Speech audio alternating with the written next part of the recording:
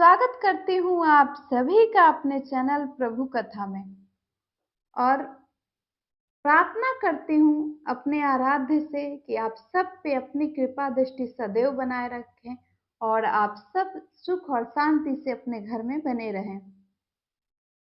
तो आज मैं आप सबको एक ऐसी कथा सुनाने जा रही हूँ जिस कथा से हमें एक संदेश मिलता है, यानी हमें एक मैसेज मिलता है कि धर्म और सत्य चाहे कितना भी कमजोर क्यों ना पड़ जाए, चाहे कितना भी धीरे क्यों ना चले, लेकिन जीत धर्म और सत्य की ही होती है।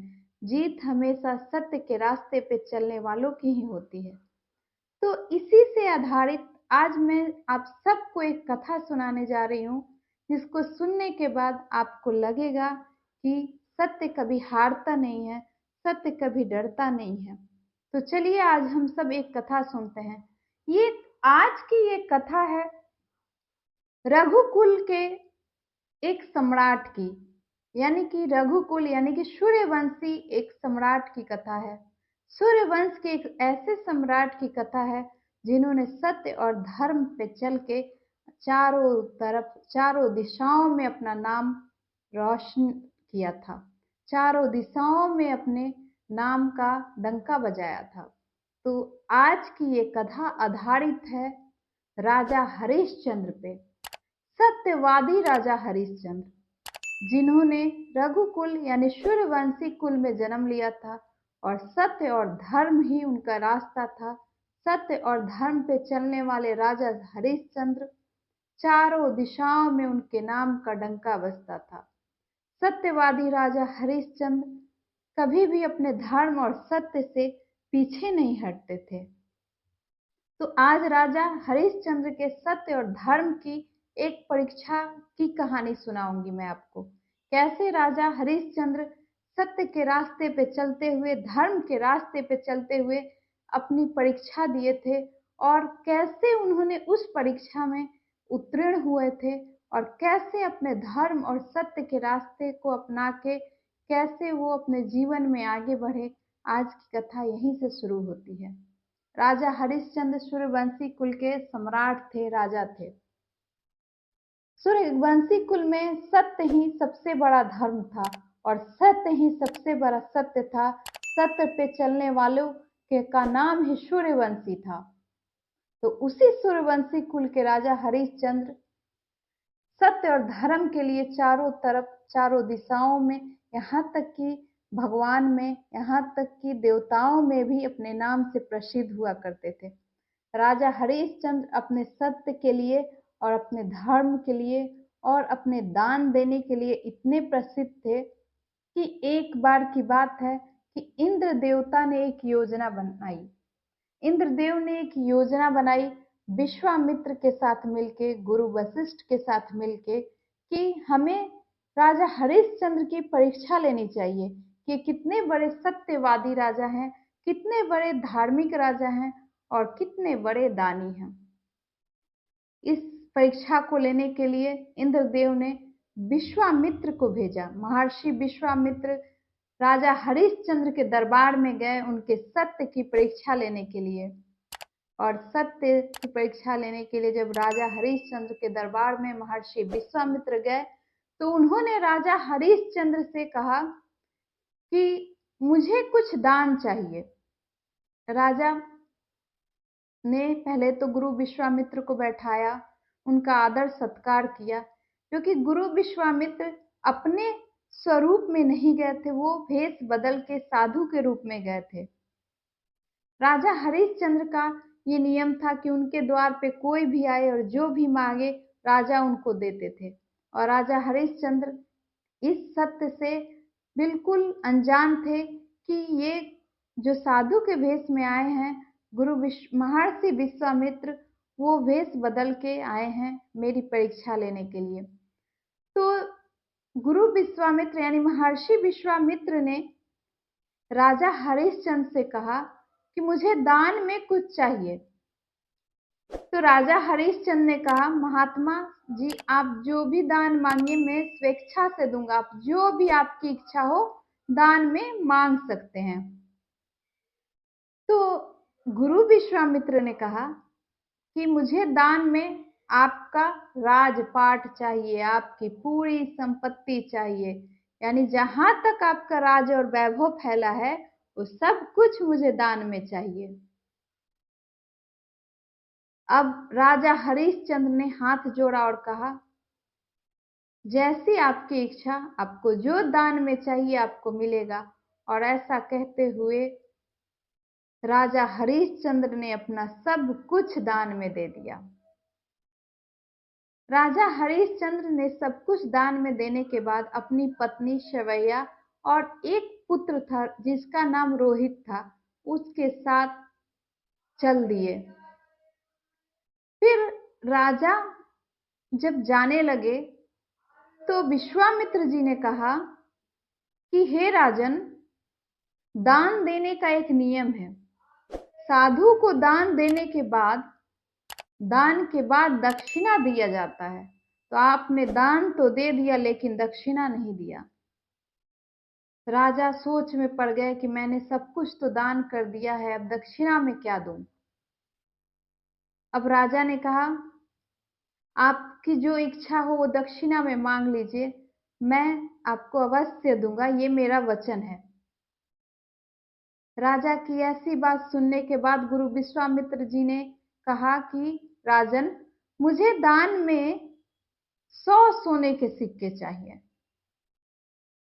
अब जो राजा थे वो थोड़े चिंतित हो गए क्योंकि उनके पास तो कुछ था नहीं। फिर भी उन्होंने कहा कि साधु महाराज, मुझे कुछ दिन चाहिए जिससे मैं ये सोने के सिक्के कमा के आपको दान दे सकूं।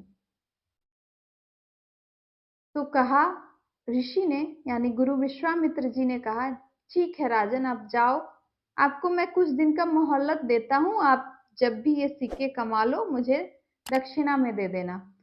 राजा हरिश्चंद्र अपनी पत्नी और अपने पुत्र के साथ जंगल की तरफ चल दिए। लेकिन राजा ने कहा, मुझे अभी दान में देने के लिए पैसे कमाने हैं, सोने के सिक्के कमाने हैं। तो अपनी पत्नी से कहा कि मैं आपको अपने साथ नहीं ले जा सकता हूँ, आप और आपके पुत्र जो हैं वो कहीं और चले जाइए। तो उनकी पत्नी ने कहा कि मैं तो आप ही के लिए सब कुछ हूँ, आप जैसा आपको उचित लगे वैसा कीजिए। आप एक काम कीजिए, मुझे बेच दीजिए, कुछ पैसे उससे भी मिल जाएंगे। लेकिन राजा हरिश्चंद्र ने कहा, नहीं, आप अपने पुत्र को लेके जा सकती हैं। अब रानी शवैया और उनका पुत्र रोहित जो था, रानी अपने पुत्र को लेके एक जगह पे चली गई और अपना जीवन उसी तरह व्यतीत करने लगी, किसी के घर काम करके, किसी घर कुछ मांग के। उसके बाद राजा जो थे वो काशी चले गए। काशी में जाके राजा हरिश्चंद्र ने एक शमशान घाट के अंदर काम करने लगे। शमशान घाट के अंदर का जो मालिक था उसने कहा कि तुम मेरे यहाँ काम करो और जो भी मृत व्यक्ति आए उनका दाह संस्कार करवाना, और जो पैसे मिले उसमें से कुछ मैं तुमको दूंगा और बाकी मुझे दे देना। राजा हरिश्चंद्र ने कहा, ठीक है, लेकिन मेरी एक शर्त है, मुझे 100 सोने के सिक्के चाहिए, उसके बाद मैं आपके यहाँ रह जाऊंगा, आपके यहाँ आजीवन रहूंगा, आप जब तक मुझे चाहिए काम करा सकते हैं। उस शमशान घाट के मालिक ने कहा, ठीक है, और उसने 100 सोने के सिक्के दे दिए।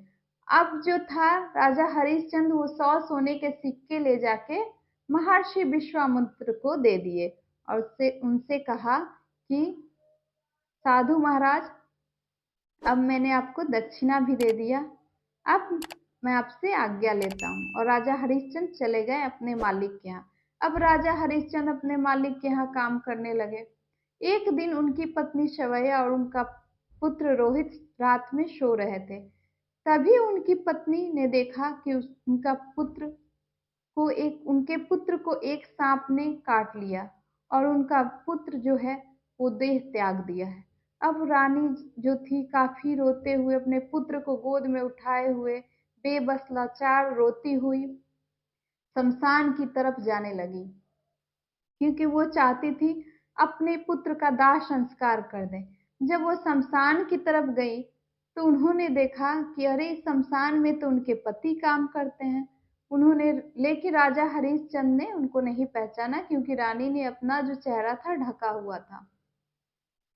अब उन्होंने कहा, मुझे अपने पुत्र क्या दाह संस्कार करना है। तो राजा हरिश्चंद्र ने कहा, यहाँ दाह संस्कार के कुछ नियम हैं, आपको उसका हर्जाना भरना पड़ेगा, पहले पैसे देने पड़ेंगे, फिर आप दाह संस्कार कर सकती हो। रानी रोने लगी और रानी ने कहा, राजन आपने पहचाना नहीं, मैं आपकी पत्नी हूँ और ये आपका पुत्र है। इसको सांप ने काट लिया है और अब ये देह त्याग दिया है, यानी मृत हो चुका है, और मेरे पास कुछ धन नहीं है कि मैं इसका दाह संस्कार कर सकूं, तो आप ही कुछ कीजिए। राजा हरिश्चंद्र ने कहा, रानी मैं कुछ नहीं कर सकता, क्योंकि मैं तो यहाँ गुलाम हूँ और मेरे मालिक ने कहा है बिना पैसे दिए किसी का भी दाह संस्कार नहीं करना, और मैं नहीं कर सकता। अब रानी रोने लगी और रानी ने कहा कि हे राजन, मेरे पास बस एक ये साड़ी है, एक ये वस्त्र है जो मैंने पहना है, अब मैं इसको आधा फाड़ के आपको दे रही हूँ, आधा से अपना शरीर ढक लूंगी, लेकिन मेरे पुत्र का दाह संस्कार कर दीजिए। राजा भी बहुत रोने लगे। राजा और रानी रोने लगे। इतने समय में भगवान इंद्र, गुरु वशिष्ठ एवं महर्षि विश्वामित्र वहां उपस्थित हो गए और बाकी देवता भी आ गए। जब सारे देवता ने अपने असली रूप में आके और राजा हरिश्चंद्र को प्रणाम किया और कहा, हे राजन, ये आपकी परीक्षा थी, ये आपके सत्य की परीक्षा थी, आपके धर्म की परीक्षा थी। आपका पुत्र बिल्कुल ठीक है, उसे योग माया से मृत किया गया था और आप अपने परीक्षा में उत्तीर्ण हो गए, यानी आपने सत्य का रास्ता चुना और सत्य के रास्ते पे चलते हुए सत्य पे विजय पाया, धर्म पे विजय पाया, और आप अपने परीक्षा में उत्तीर्ण हो गए। आपसे बड़ा सत्यवादी राजा कोई नहीं है। आपने अपने सूर्यवंशी का नाम हमेशा ऊंचा रखा है। और फिर गुरु विश्वामित्र ने उनको सारा राजपाट सौंप दिया और कहा, आप अपने राज्य को संभालिए, और सारे देवता चले गए। इस तरह राजा हरिश्चंद्र फिर से अपने राजपाट को संभालने लगे और सत्य और धर्म के साथ अपने राजकाज में लग गए। तो आज मैंने एक ऐसे सत्य और धर्म की कथा आपको सुनाई, एक ऐसे राजा की कथा सुनाई जिन्होंने सत्य और धर्म का रास्ता चुना। परिस्थितियां कठिन थी, लेकिन उन्होंने धर्म और सत्य के रास्ते को नहीं छोड़ा। इसी तरह जीवन में परिस्थितियां कठिन आती हैं, लेकिन धर्म और सत्य के रास्ते पे चलना इंसान का कर्तव्य होना चाहिए, और उसी कर्तव्य से इंसान को कभी भी अपने सत्य को नहीं छोड़ना चाहिए, अपने अच्छाइयों को नहीं छोड़ना चाहिए। आज हमने राजा हरिश्चंद्र से कथा में ये सीख ली। तो आज की कथा यहीं तक थी। तो आगे भी मैं आपके लिए बहुत सारी कथाएं लेके आऊंगी। आज की कथा के यहीं तक थी। तो चलिए एक बार बोलते हैं, राधे राधे।